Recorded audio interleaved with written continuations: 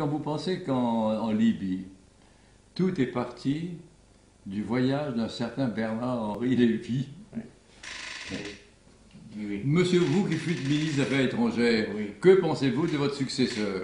Écoutez, Monsieur Lévy, Vous je êtes ne- fier je ne crois pas- vous êtes fier de succéder à Vergène et à Talleyrand. Oui. Que pensez-vous de votre successeur, Monsieur Lévy? Je n'ai pas le sentiment de voir un successeur, ou un héritier même, qui puisse être Monsieur Lévy. Écoutez, une Américaine me téléphonait ces jours-ci, me disant, je n'arrive pas à comprendre ce qui se passe, Jacques, expliquez-moi. Je lui dis, mais qu'est-ce qui se passe?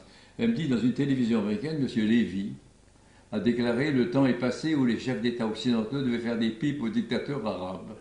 Il m'a dit, comment peut-on s'exprimer ainsi? J'ai dit, mais il faut te dire compte que c'est une bande de voyous. Et en plus des voyous aveugles. Or, qui dirige ce comité des opposants à Benghazi?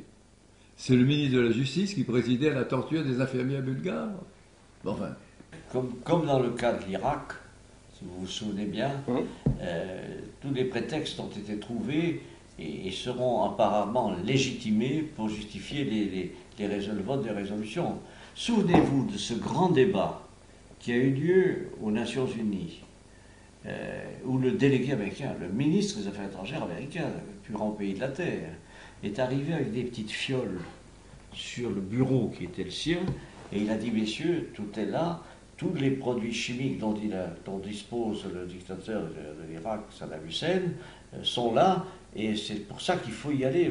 Et après, on a prouvé qu'il y avait... Des mauvaises langues disaient que c'était Bernard-Henri Lévy qui dans les toilettes avait pissé dans les... Toujours lui. C'est vrai qu'il est partout, lui. Il est partout. Et, mais c'est terrifiant. C'est un penseur. Non mais écoutez, c'est terrifiant. Moi, en tant que Français, encore une fois, de voir que c'est ce monsieur qui devient le porte-parole de l'engagement des troupes françaises en Libye. Qui entre à l'Élysée sans passer par les contrôles habituels, qui parle depuis le perron, qui appelle de là-bas le président de la République pour lui dire voilà ce qu'il faut faire, etc.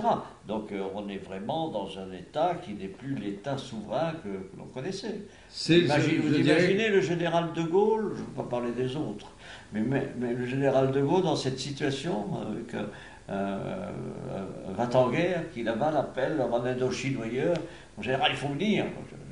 C'est un côté stupide. Stupide. Il n'y a plus d'État, c'est un état de choses. Petites choses.